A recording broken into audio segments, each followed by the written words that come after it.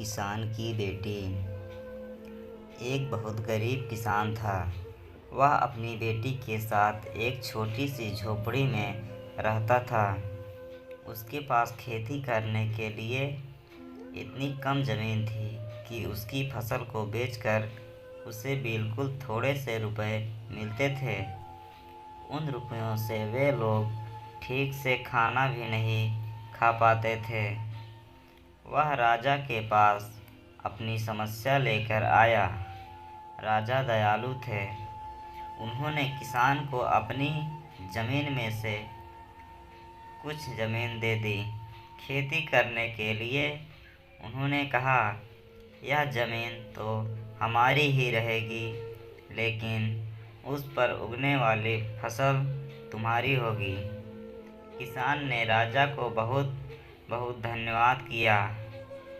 एक दिन वह खेत की जुताई कर रहा था।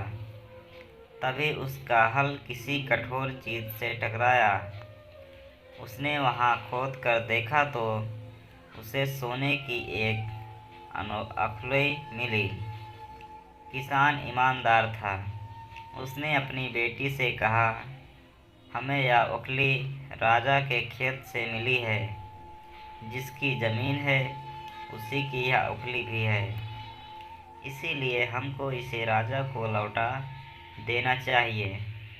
किसान को बेटी बोली, नहीं पिताजी, आप ऐसा मत कीजिए। आपको सिर्फ उखली मिली है।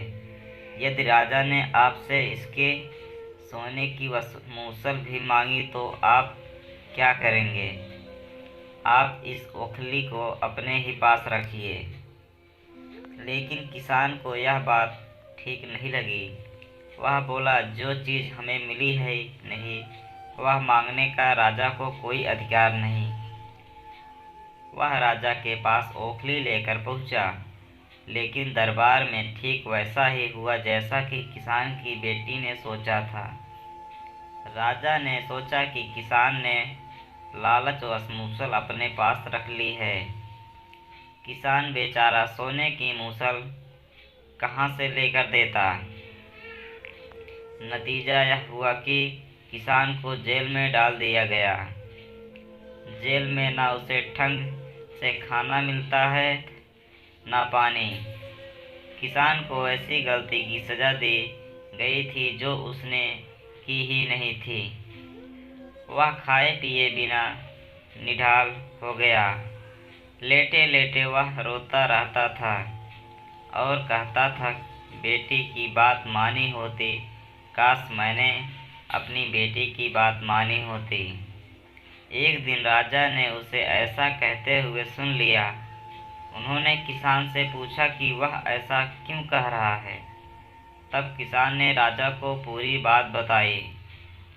राजा को अपनी गलती का एहसास हुआ। किसान को तुरंत छोड़ दिया गया। किसान की बेटी को राजा ने दरबार में बुलाया। उससे बातें करने के बाद राजा को पता चल गया कि वह कितनी बुद्धिमान है। किसान की बेटी को राज्य के खजाने का मंत्री बना दिया गया। उन्हें रहने के लिए घर और सभी सुख सुविधाएं दी गई। किसान और उसकी बेटी सदा सुख से रहें।